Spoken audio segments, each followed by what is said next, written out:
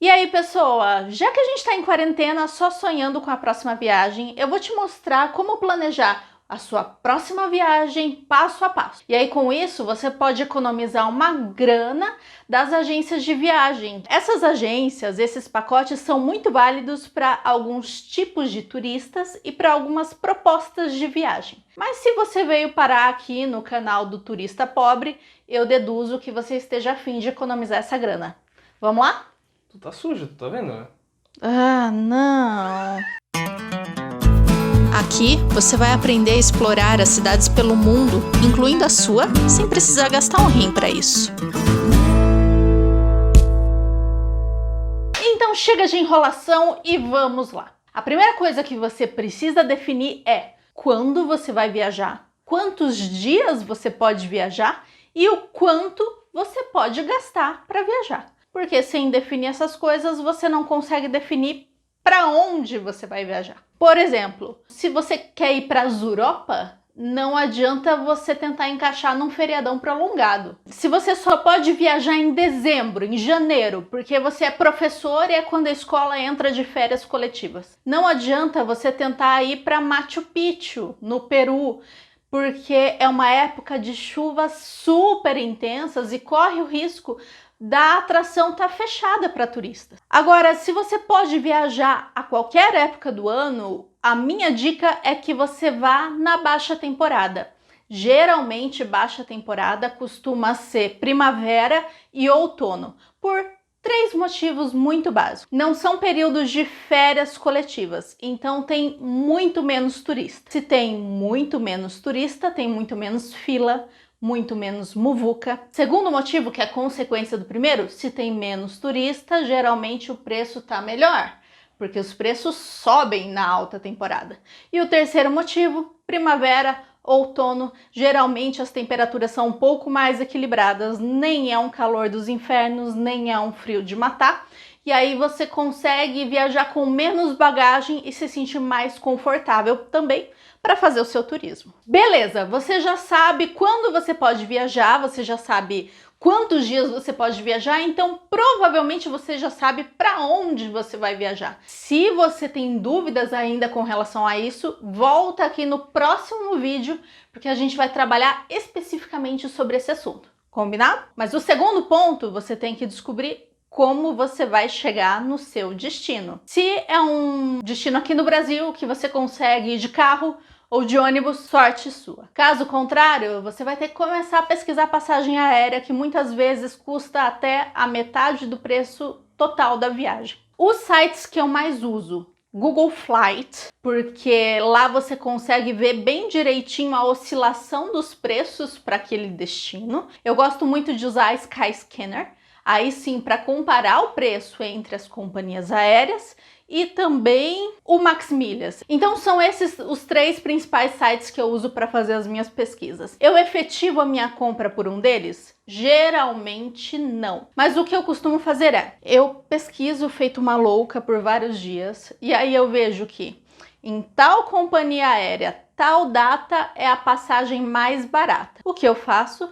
Eu entro no site da companhia aérea, coloco exatamente os mesmos filtros e geralmente lá tá um pouco mais barato. Não é assim um rio de dinheiro mais barato, mas esses sites intermediários costumam ter uma comissãozinha que, se você vai direto no original, você economiza, tá? Sim, os links de todos esses sites vão estar na descrição do vídeo, então dá uma espiadinha lá. Agora que você tem a passagem comprada, você sabe exatamente quando você vai chegar e quando você vai sair da sua cidade turística, vamos para o terceiro passo, que é escolher um quarto. É um mito que geralmente os melhores hotéis, ou o melhor hotel para você, fica no centro da cidade, ou no centro histórico da cidade, fica no miolinho dos pontos turísticos. Geralmente esses quartos custam muito caro, simplesmente não vale a pena quando a cidade tem um sistema de transporte bom ou você tá de carro, alugado ou seu próprio carro, tá? Então, defina o quanto você pode gastar por diária de quarto. Ou se você quiser primeiro dar uma gugada para ver qual é o preço médio, né? Dá uma olhada em regiões em volta da região central, em volta do miolo dos pontos turísticos,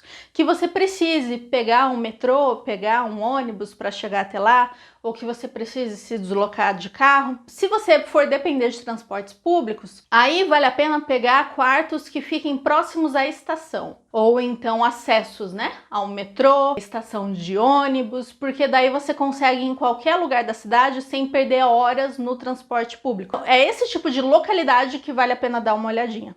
E aí, por favor, segura na minha mão, olhe nos meus olhos e diga que você vai fazer isso. Leia a resenha dos outros hóspedes. Agora você vai lá nos comentários e você vai ler vários. E se você perceber que tem reclamações repetidas e de coisas que te incomodam, você descarta, ok? Então, mesmo que a maioria seja coisa boa. Exato. Porque às vezes é uma coisa que não incomoda a maioria, mas te incomoda. Exatamente. E não vai pelas fotos, tá? Eles têm macete para fazer o quarto parecer muito maior, eles dão uma faxinada do teto ao chão antes de tirar as fotos, vai pelos comentários. Agora vamos para o quarto ponto, que é o ponto que eu mais amo no planejamento da viagem, que é escolher os pontos turísticos, os lugares maravilhosos onde você vai gastar suas horas e a sua sola de sapato. Essa é a parte mais divertida. Provavelmente, se você escolher um destino para ir, é porque já tem alguma coisa na tua cabeça que você sabe que tem naquele lugar que você quer muito conhecer. Via de regra é isso. Então coloca esse ponto turístico no topo da tua lista e você vai nele primeiro, porque se acontecer qualquer imprevisto, se na janta daquele dia você comer um camarão estragado e te der uma diarreia e você tiver que voltar embora,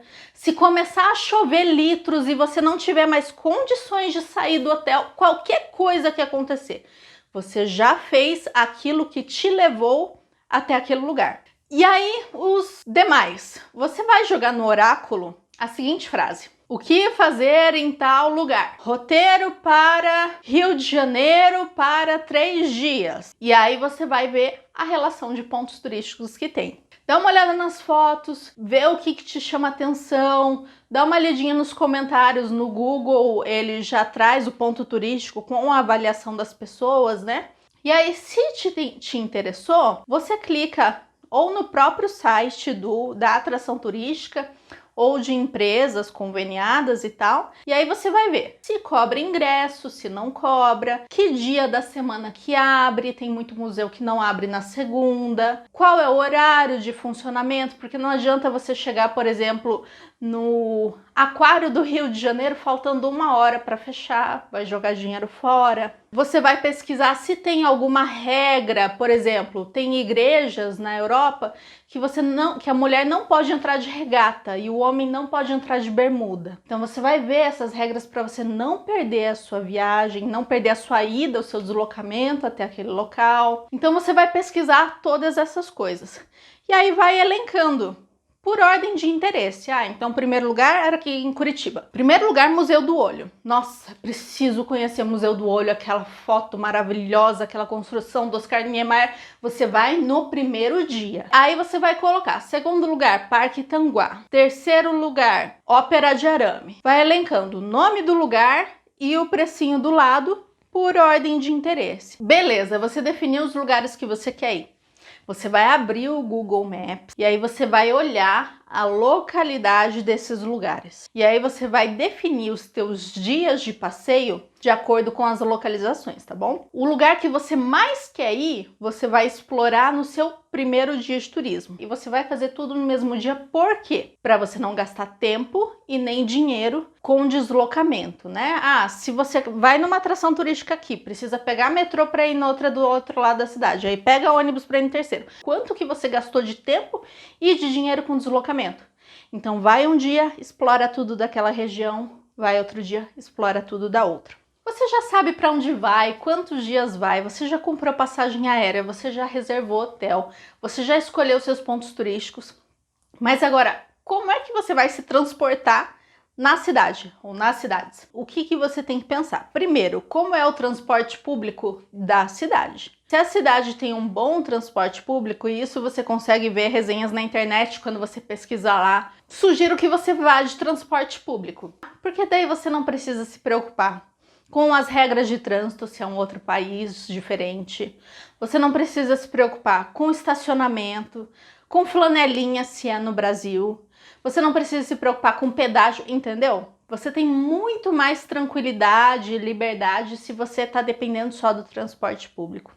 Agora, quando você deve considerar alugar um carro, se você já não foi com o seu carro? Quando a cidade não tem um bom sistema de transporte público, ou a cidade tem pontos turísticos muito longes um do outro, muito distantes. Você abriu o Google Maps e você viu que você tem que pegar 3 ônibus de um para o outro, porque lembra que tempo é dinheiro, né? Se você foi em 5 pessoas para viajar, porque daí lota um carro, geralmente sai mais barato todo mundo rachar o preço de um carro do que pagar a passagem. E se você quer conhecer mais de uma cidade na mesma viagem. Então, leva em consideração essas questões. Vamos para o último tópico antes de você fazer as malas e partir para a viagem. Se a sua viagem é internacional, por favor, não esquece ou não ache que não é importante comprar o seguro viagem. É importante sim.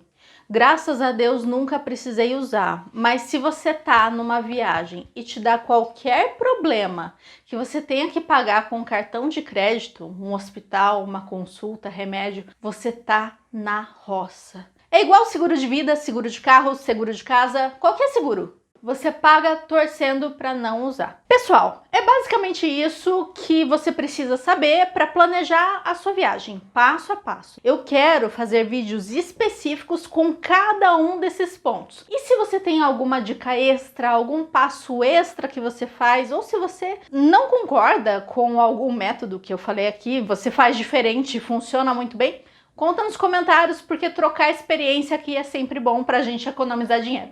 Tá bom? A gente se vê semana que vem. Um beijo e até a próxima viagem. Tchau!